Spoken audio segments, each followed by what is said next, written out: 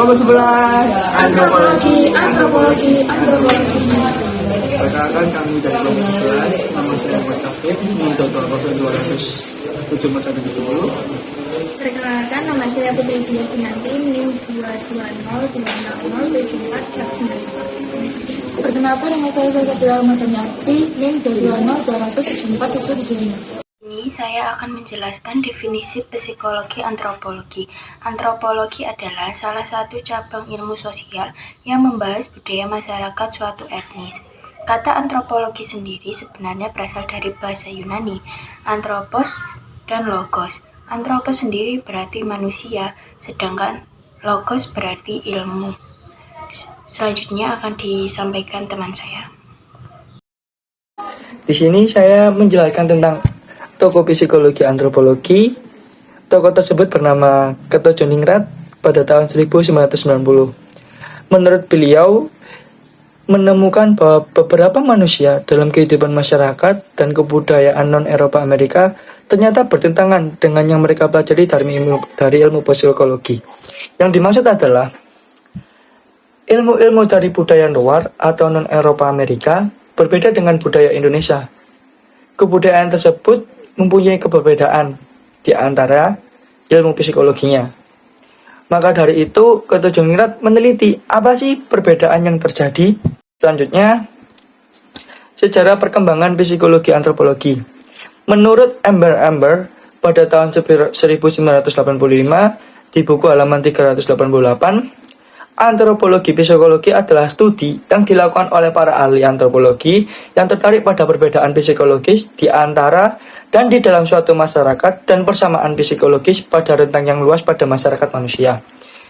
Dan menurut Amber atau sebutannya disebut dengan cross-cultural psikologi, yang dimaksud adalah psikologi lintas budaya, yaitu studi yang dilakukan psikologi terhadap dua atau lebih masyarakat. Di sini saya akan membahas tentang metode dalam psikologi antropologi. Metode dalam psikologi antropologi dibagi menjadi 5. Yang pertama, metode eksak atau metode tes proyektif. Di dalam metode ini, menganalisis watak individu dengan menggunakan teknik tes proyeksi.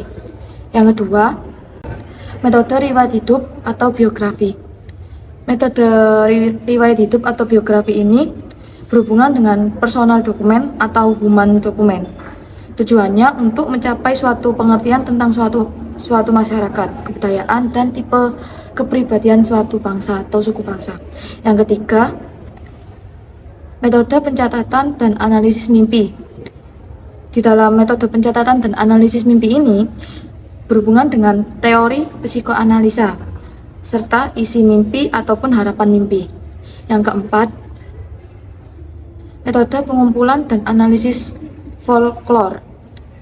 Dalam metode ini, folklore adalah semua adat dan pengetahuan seperti mitos, cerita hikayat atau dongeng, takhayul, tebak-tebakan, dan permainan yang hidup dalam masyarakat suatu kebudayaan. Yang terakhir, yang kelima, yaitu metode survei lintas budaya. Dalam metode ini, menurut Tanan Jaja tahun 1988, berhubungan dengan kajian-kajian korelasional, serta tidak menggunakan penelitian lapangan. Sekian dari saya, terima kasih. Di sini saya akan menjelaskan mengenai hubungan antropologi dengan ilmu-ilmu lainnya. Memiliki 6 hubungan. Yang pertama, hubungan antropologi dengan sosiologi, yaitu bagaimana manusia ditinjau dari aspek sosialnya, seperti cara manusia berperilaku dan berinteraksi satu sama lain yang dibatasi oleh norma atau nilai tertentu.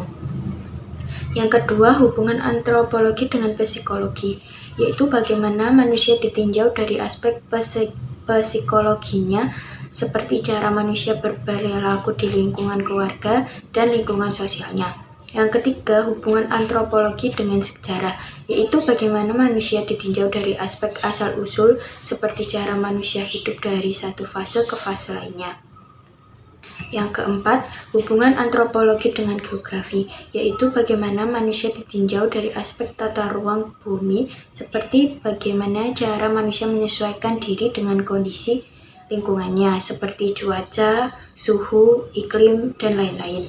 Yang kelima, hubungan antropologi dengan ekonomi, yaitu bagaimana manusia ditinjau dari aspek ekonomi, seperti bagaimana cara manusia melakukan transaksi jual beli, menukarkan uang, dan lain-lain.